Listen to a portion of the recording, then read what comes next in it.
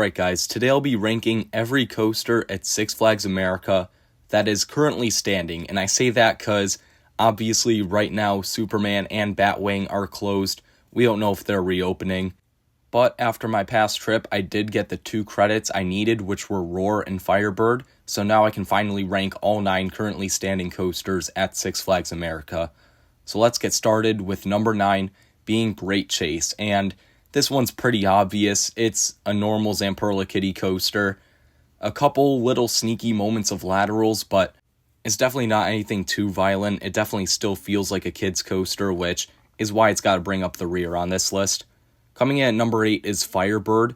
I think this ride actually has a couple decent pops of floater, mainly coming off that mid-course, not mid-course drop, and you've also got one coming off that turnaround after the vertical loop. The corkscrew also dishes out some pretty good laterals. The ending is definitely a little dull. You do have that fire effect, which definitely adds to it. And overall, I was pretty impressed with this ride, but I definitely prefer the other coasters here. Coming in at number 7 is Professor Screamore.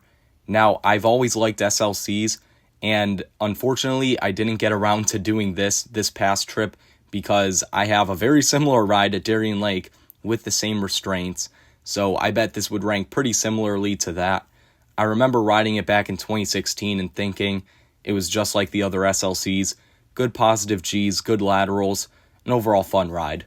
Coming in at number 6 is Joker's Jinx, and this was one I really wanted to put higher.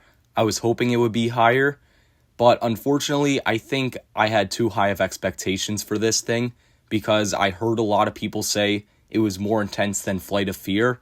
And for me at least, that definitely wasn't the case. I definitely found both the Flight of Fears to be more intense than this. But this ride still got some good positive Gs, especially in the ending. The corkscrew's fairly whippy. The launch isn't quite as punchy on this one as the Flight of Fears.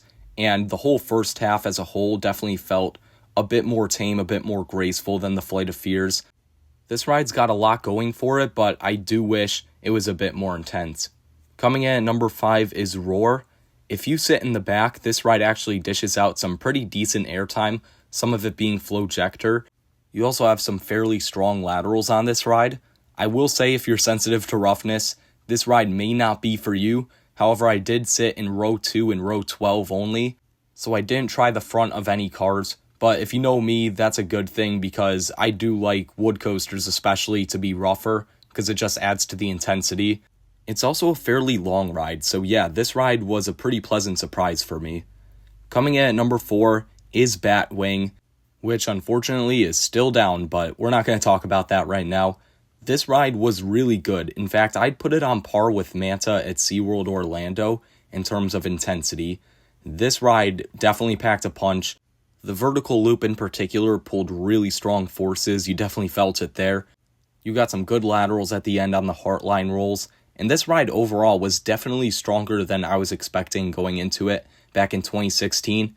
That being said, 2016 was the last time I rode it.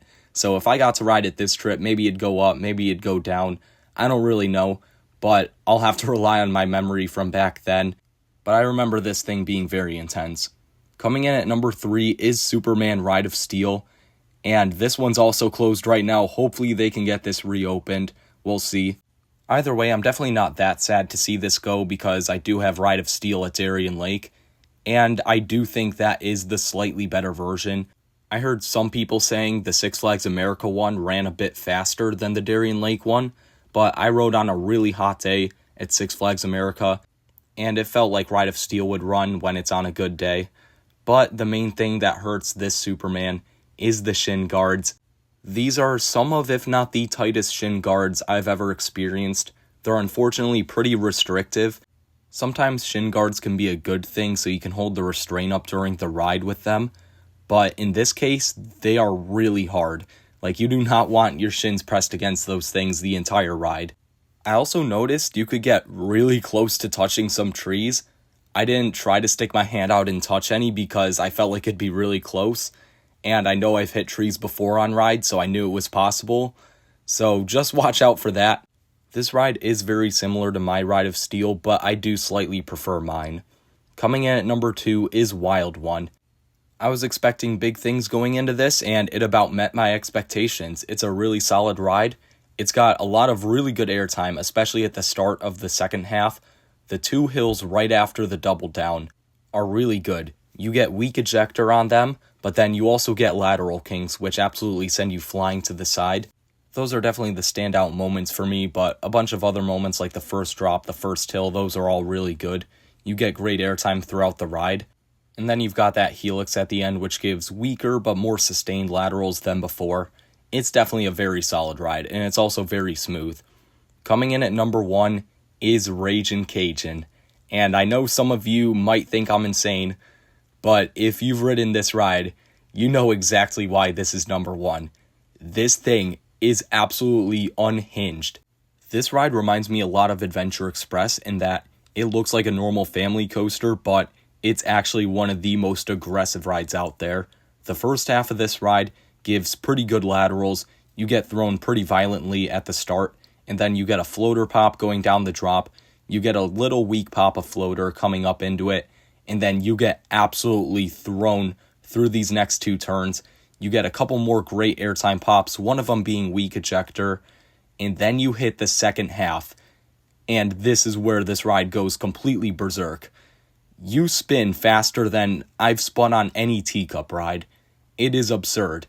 And then on all of these hairpin turns, you will get thrown mercilessly, either to the side, diagonally, forward, some sort of way, some sort of random way that you can't prepare for.